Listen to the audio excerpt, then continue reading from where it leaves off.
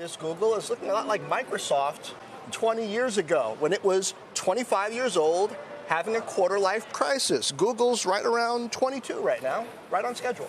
And here we are, right? And you've seen that Microsoft took its reputation as the evil empire and managed to turn it around with time and the right leadership. And that's the best that Google can hope, so that it leaves some of the bad news and the bad headlines behind.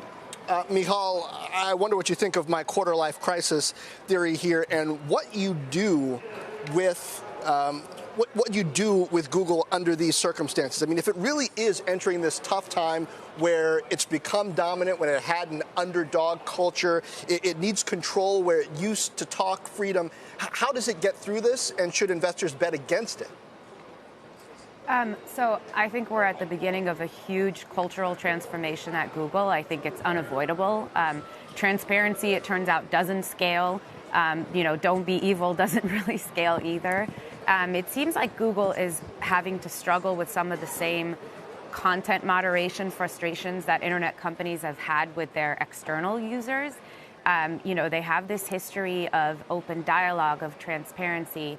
And that has been harder and harder to manage as it's gone into, new businesses and new markets, and its employee base has ballooned over 100,000 people.